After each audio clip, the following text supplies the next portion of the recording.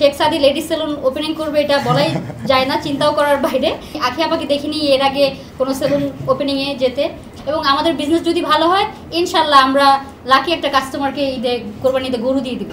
তোমায় ভালোবাসার জন্য নেই কোনো দাড়ি কমা করেছি, যেটা দক্ষিণবঙ্গ কেন ঢাকার অন্য কোথাও নেই। বড় বড় ক্লাব অথবা হোটেলগুলো গেলে আপনারা পাবেন, কিন্তু খুলনাতে আমরাই প্রথম স্টিম অ্যান্ড সোনার ব্যবস্থা করেছি। খুব নিকটেই কুরবানির ঈদ, নতুন ব্রাঞ্চ, কোনো বিশেষ কোনো অফার বা আপ টু 70% ডিসকাউন্ট চলবে আমাদের 3টা প্রাইম সেলুনের ব্রাঞ্চে, prime salon Uttara, prime salon Savar এবং প্রাইম সেলুন খুলনাতে আপ টু 70% ডিসকাউন্ট। সো এই সুযোগ ঈদের আগে নিজেকে সুন্দর পরিপাটি করে নিতে, এবং আমাদের বিজনেস যদি ভালো হয় ইনশাল্লাহ আমরা লাকি একটা কাস্টমারকে কোরবানিতে গরু দিয়ে দিব।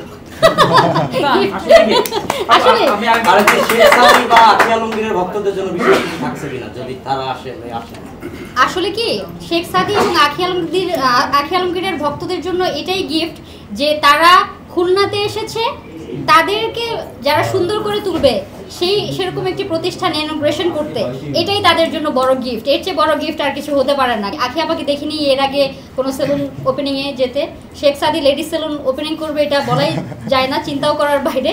কিন্তু খুলনার মেয়েরা শেখ সাদিকে পাগলের মতো ভালোবাসে। আমরা রিকোয়েস্ট পেয়েছি, আমরা জিজ্ঞেস আপনারা কোন আর্টিস্টকে আনলে, কোন সেলিব্রিটিকে আনলে আপনারা খুশি হবেন, তখন সর্বোচ্চ ভোটের মাধ্যমে আমরা পেয়েছি শেখ সাদি।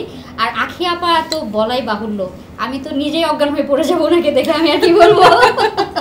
অল ক্রেডিট গোস টু আমার জার্নালিস্ট ভাইদের, এবং অপু বিশ্বাস এসেছিলেন, এবং আমাদের যখন mister cut salon men's salon উদ্বোধন হয় তখন এসেছিলেন ক্রিকেটার আশরাফুল এবং অপু বিশ্বাস। মানে ওনারা আসার পরে থেকে আমরা এত সাড়া পেয়েছি, এবং ফেসবুকে ঢুকলেই শুধু প্রাইম সেলুন। আমার আসলে ঈদের আনন্দ এখন থেকে শুরু হয়ে গেছে। Thank you, all credit goes to you guys. সাভারের সবচেয়ে, এটা আমার লক্ষ্মী ব্রাঞ্চ, সাভারের দিয়েই আমার লেডিস ব্রাঞ্চের যাত্রা শুরু। মাসুদ ভাই ছিল ওমরা হজে, আমি ছিলাম দুবাইতে। আমাদের ফোনে কথা হয়, না আপু বিজনেস করতে হবে, এভাবে হচ্ছে না, দেশের পরিস্থিতি খারাপ, শুধু মিডিয়া দিয়ে হবে না, চলেন বিজনেস করি।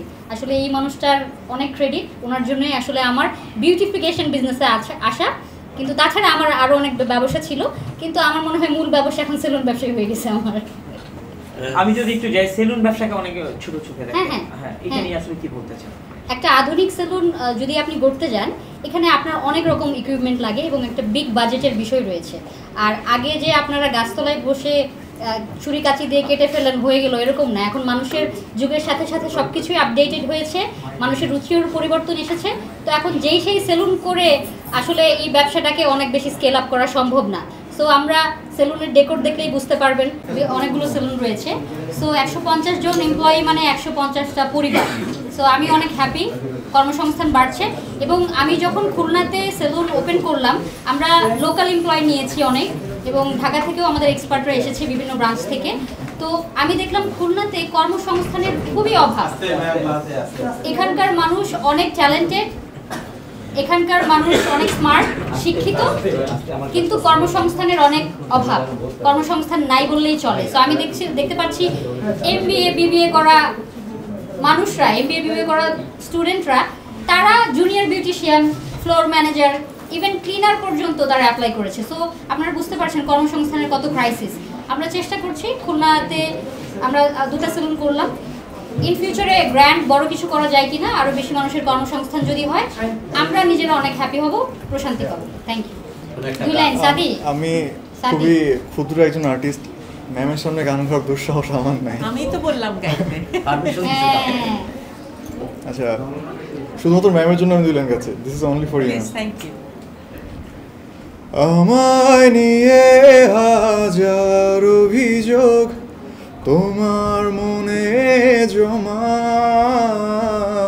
তোমায় ভালোবাসার জন্য নেই কোনো দাড়ি কমা, তোমার ভালো লাগায় আমি অপ্রিয়, আমি তোমায় ভালোবাসি তবু, তোমার ভালো লাগায় আমি অপ্রিয়, আমি তোমায় ভালোবাসি তবু।